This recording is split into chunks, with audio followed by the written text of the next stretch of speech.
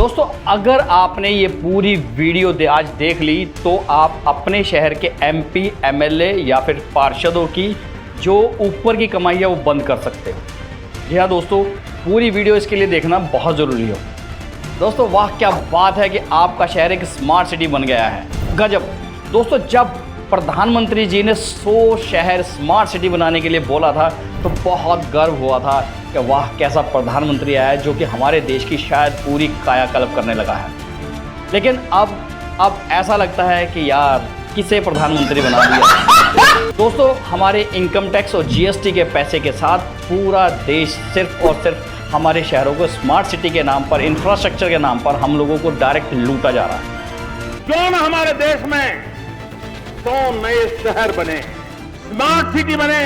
क्या पूरे देश में एक भी स्मार्ट सिटी बन पाई है दोस्तों? स्मार्ट सिटी का मतलब होता है एक ऐसा आधुनिक शहर जहां उन्नत तकनीक और डाटा का उपयोग करके नागरिकों को सुविधाएं जैसे कि परिवहन, बिजली, पानी को बेहतर और कुशल टिकाऊ बनाया जाता है।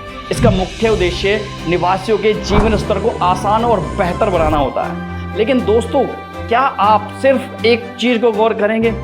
हमारे देश के 4 मेजर सिटीज मुंबई, कलकत्ता, मद्रास और हमारी राजधानी दिल्ली, क्या इनमें से कोई एक भी शहर स्मार्ट सिटी बन पाया? 100 शहरों की तो बात बहुत दूर की बात है दोस्तों। दिल्ली जो हमारे देश की राजधानी है, वो राजधानी आज उसके नाले खुले पड़े हुए हैं दोस्तों। आप अगर जो गौर से दिल्ली वासियों से पूछोगे, सड़कें टूटी पड़ी हैं, खुद ही पड़ी है सारी की सारी, और वहाँ के लोग दोस्तों सिंपल पीने का सही पानी की व्यवस्था नहीं हो पाई। और रोना ये रहेगा कि दिल्ली में कौन सी हमारी सरकार रही है। पिछले 10 साल ठीक है वहाँ झाड़ू की सरकार रही है, लेकिन दोस्तों झाड़ू की सरकार को क्या फंड्स नहीं दिए गए? और अगर जो झाड़ू की सरकार को फंड्स दिए गए हैं तो उन फंड्स का फॉलो अप लेना किनका काम था? क्या वो सेंटर सरकार का काम नहीं था? चलो उस 10 सालों को भी छोड़ो, अब तो 2 साल से पिछले दिल्ली में सेंट्रल गवर्नमेंट यानी कि बीजेपी का राज है दोस्तों। लेकिन पिछले 2 साल का क्या रिपोर्ट कार्ड आप लोगों ने चेक किया? नाले खुले पड़े हैं, वहाँ पे अभी ताज़ा एक दुर्घटना में एक आदमी की मौत भी गई है खुले नाले में। लेकिन उसके बावजूद भी वो नालों का क्या कि दिल्ली जैसे शहर के अंदर आने वाले टाइम के अंदर जो बरसात अब शुरू होने वाली है 2 दिन में, 3 दिन में, दोस्तों उस समय क्या हाल होने वाला है।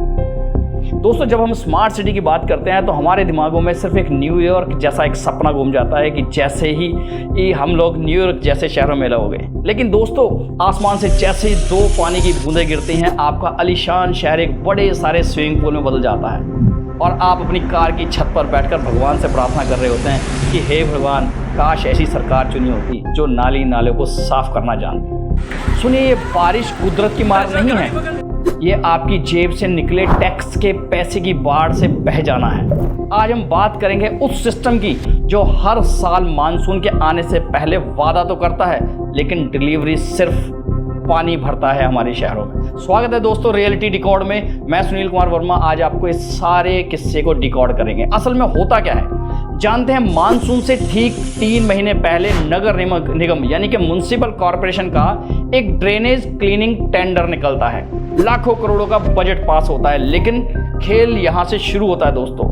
टेंडर मिलता है उन ठेकेदारों को जो या तो पार्षद के रिश्तेदार हैं या उनका अपना हिस्सा ऊपर पहुंचा दिया जाता है। काम क्या होता है? नाली की सफाई नहीं, सिर्फ कागजी सफाई। 1-2 जगह जेसीबी चली, फोटो क्लिक की गई और बिल पास हो गया। शहर के अंदरूनी ड्रेनेज सिस्टम में जो सालों से कचरा और प्लास्टिक जमा है उसे कोई हाथ तक नहीं लगाता। ये कोई फेलियर नहीं है दोस्तों, ये प्लान बी है ताकि हर साल यही कॉन्ट्रैक्ट दोबारा निकाला जा सके। आप डूबते हैं वो कमाते हैं, ये सीधा सा मैथ है दोस्तों। और सबसे खतरनाक बात दोस्तों ये नहीं कि शहर डूब रहा है, और सबसे खतरनाक बात ये है कि हम उसे सामान्य मानने लगते हैं। उसे साइकोलॉजी में कहते हैं लर्न्ड हैप्पीनेस। हमने मान लिया है कि भाई बारिश के दिन है तो पानी तो भरेगा ही। हम सिस्टम को गाली देते हैं, 2 दिन ट्वीट करते हैं, टेंडर पर जाते हैं और फिर अगले साल फिर वही रट लगाकर बैठ जाते हैं। हम सवाल पूछना भूल गए हैं दोस्तों।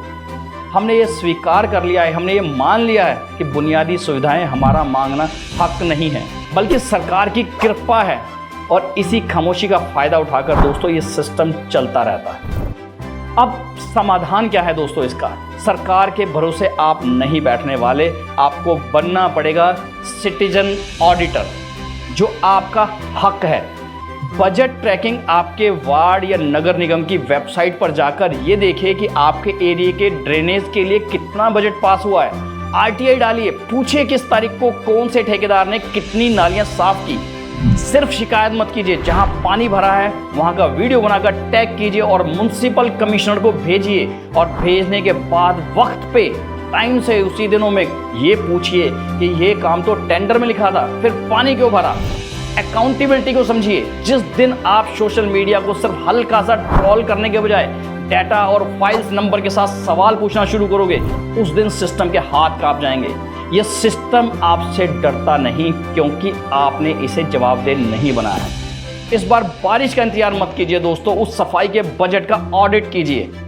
अगली बार जब आप अपनी गली में पानी भरे तो खुद से पूछिए, क्या मैं सिर्फ एक पीड़ित हूं या मैं वो नागरिक हूं जो इस सिस्टम की कमर तोड़ सकता हूं। सोचिए मत, सवाल पूछिए।